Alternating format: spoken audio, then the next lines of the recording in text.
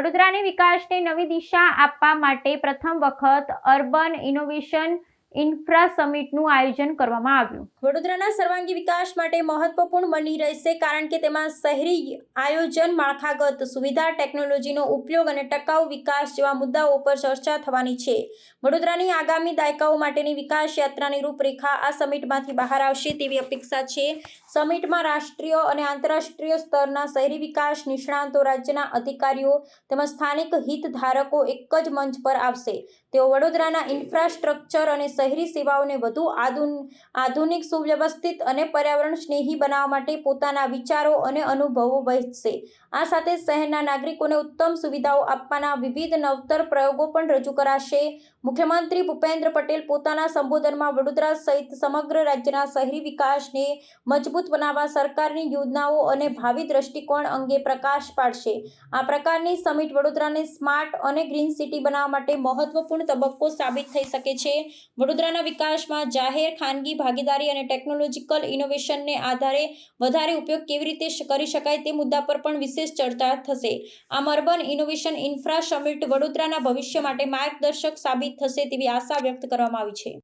આજના urban development conclave Vadodara માટે એક નવું પહેલ છે। જે રીતનું વાઇબ્રન્ટ ગુજરાત આખા ગુજરાતની વિકાસગાથા માટે નક્કી કરતા હોય અને રિન્યુએબલ એનર્જી ઇન્વેસ્ટ અને અર્બન ડેવલપમેન્ટ સેલિબ્રેશન્સની આ વખતે ગાંધીનગર ખાતે ત્રણ અલગ અલગ ડિપાર્ટમેન્ટો થઈ રહ્યા છે। વડોદરા પહેલા સિટી છે જે અર્બન કોન્ક્લેવ અત્યારે પહેલીવાર લઈ આવ્યા છે। માનનીય મુખ્યમંત્રી શ્રી આજે પધાર્યા છે, એટલે વડોદરાની વિકાસગાથા જે માનનીય વડાપ્રધાનશ્રીનું વિકસિત ભારત 2047 અને માનનીય મુખ્યમંત્રીશ્રીનું જે દીર્ઘદ્રષ્ટિથી ગુજરાત 2047નું જે પ્રોગ્રામ છે એને સંલગ્ન અમે આઈડિયેશન કરીને વિકસિત વડોદરા 2047 કેવી રીતે રહેવું જોઈએ એના ઉપર મંથન થવાના છે। આજે લગભગ 6 અલગ સેશન્સમાં લગભગ 200+ ડેલિગેટ્સ પધાર્યા છે। 60+ સ્પીકર્સ છે, જેમાં વિદેશના પણ આવ્યા છે, આપણા દેશ લેવલના પણ આવ્યા છે, રાજ્ય સરકારમાંથી પણ આવી રહ્યા છે, ગિફ્ટ સિટીના CEO પણ આવી રહ્યા છે, વર્લ્ડ બેંકના રિપ્રેઝેન્ટેટિવ્સ આવ્યા છે, British high commission, Swiss development agency, એટલે અલગ અલગ લેવલમાં એક્સપર્ટ્સ, IITs માંથી પણ પ્રતિનિધિઓ આવ્યા છે। એ તમામની એક્સપર્ટ ઓપિનિયન પ્લસ વડોદરાના લોકલ સ્થાનિક આગેવાનો, વડોદરાના લોકલ સ્થાનિક પદાધિકારીઓ, એમના તરફથી જે ચૂંટેલા પાક તરફથી પબ્લિકનું ઓપિનિયન શું, એ બધાની ઉપરને સેશન્સ ચલાવીને એમની મંથન લઈશું। એની આઉટકમ તરીકે એક વ્હાઇટ પેપર પણ અમે તૈયાર કરવામાં આવશે। એને ગુજરાત ઇન્સ્ટિટ્યૂટ ઓફ ટ્રાન્સફોર્મેશન, જે ભારત સરકાર માટે નીતિ આયોગ પ્લાનિંગ બનાવતો હોય છે, એટલે ગ્રીટ વિકસિત ગુજરાત માટે પ્લાન બનાવતો આવી રહ્યા છે, એટલે ગ્રીટને અમે સાથે રાખીને ગ્રીટ્સને પણ બ્રીફ કરીશું।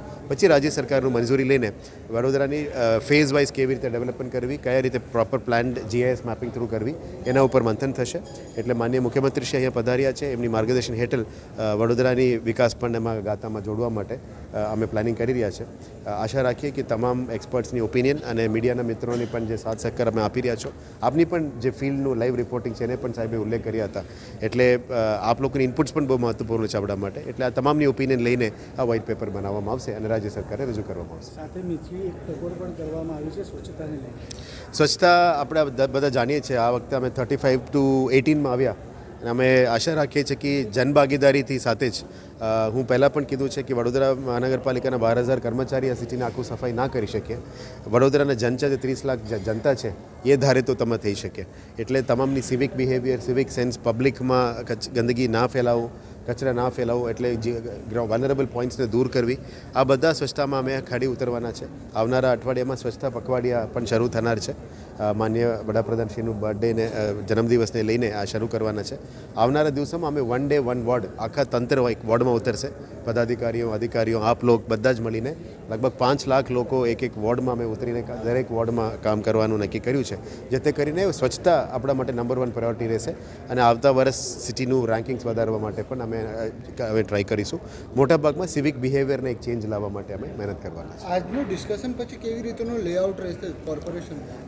આ લેઆઉટ બેઝિકલી અમે ગ્રીડ સાથે ચર્ચા કરીશું અને આ તમામ થીમ્સના આઉટકમ્સને પણ અમે આવનારા દિવસોમાં અલગ અલગ વિકાસ કામોમાં સાથે પણ જોડવાના છે।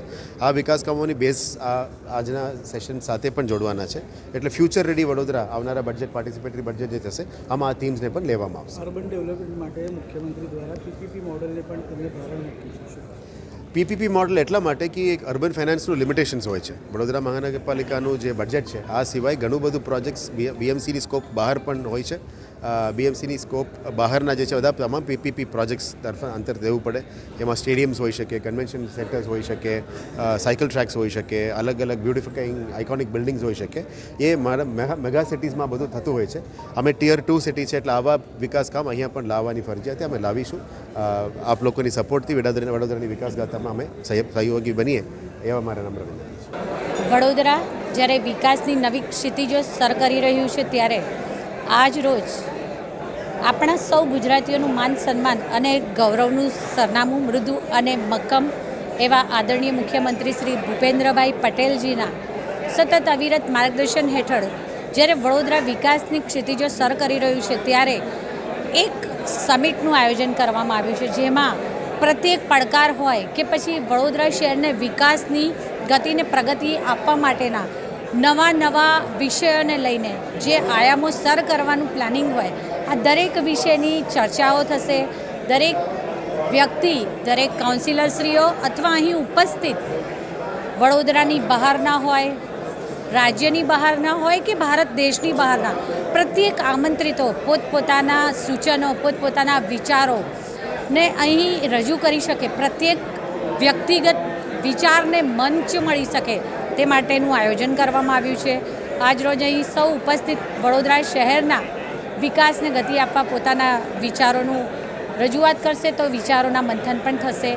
ખરા અર્થમાં સમગ્ર દેશમાં આત્મનિર્ભર ભારતની આદરણીય વડાપ્રધાન શ્રી નરેન્દ્રભાઈ મોદીજીના સ્વપ્નને સાકાર કરતા 2047માં આઝાદીના 100મા વર્ષે સંપૂર્ણ વિકસિત ભારત બનવા જ્યારે જઈ રહ્યો છે દેશ, ત્યારે આત્મનિર્ભર મહાનગરપાલિકા જે વડોદરા બન્યું છે અને સર્વપ્રથમ આવી સમિટનું આયોજન પણ વડોદરા શહેરમાં થયું છે, જે આગામી સમયમાં સમગ્ર દેશના અન્ય શહેરોમાં તે પણ પ્રેરણાદાયી પથદર્શક પગલું બની રહેશે. હું સૌને વડોદરા શહેરના સૌ કાઉન્સિલરો હોય, સૌ અધિકારીઓ હોય, વડોદરા મહાનગરપાલિકાના પ્રત્યેક અને વડોદરાના વિકાસમાં કામ કરતા સૌ શીર્ષસ્થ નેતૃત્વ હોય, સાંસદશ્રી હોય, ધારાસભ્યશ્રીઓ હોય, સંગઠન હોય, આ બધાને ખૂબ ખૂબ શુભેચ્છાઓ પાઠવું છું. આભાર.